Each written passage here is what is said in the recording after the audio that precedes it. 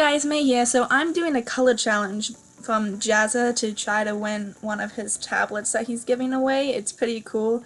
I'll leave a link to that video in the description. And I decided to enter it, so this is me coloring in. I decided to challenge myself and use several different mediums, and I got Copic markers for Christmas, so I'm going to use those and try to practice with them. I decided to set the scene at nighttime because during a bad time like this, dystopia, it would probably be safer to go out at night than it is during the day. So I was thinking that he probably buried this person at night and stuff. So I decided to do a nice nighttime background. Now, you'll have to forgive my coloring skills because I am not the best at coloring in things. That's why I usually leave my pictures black and white when I actually draw them by hand. I'm better at coloring when it's digital, but I'm still practicing on non-digital elements.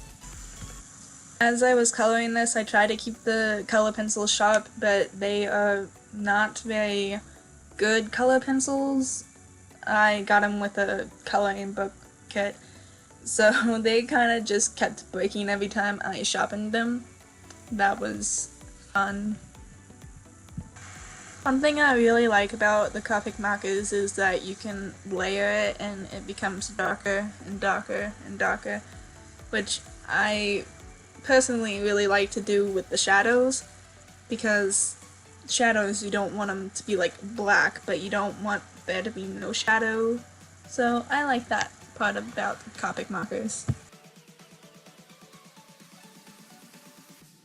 I really love Jazza's drawings because there's so much detail that goes into all these pictures. It's just amazing, and it's just I could never do that.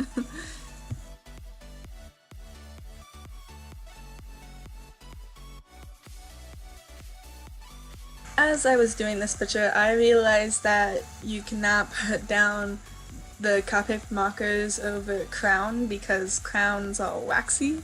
So I learned that lesson.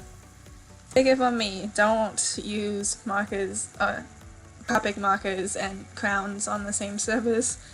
It does not work out very well, but it gave some cool textures in some places, which I thought was cool. For me, one of the hardest parts of this challenge was coming up with the color scheme for the guy's clothes, because in a dystopia you kind of want to be discreet, but I also thought maybe he could pop out a little more in the picture, so I gave him orange and purples and reds and some blues. I thought it turned out pretty fashionable, if I do say myself. Another thing that helped the guy and the ghost popped out was the use of Copic markers instead of the use of color pencils or crowns like the rest of the background is. It made them more vibrant, I think, and it drew your attention to them more than the background did.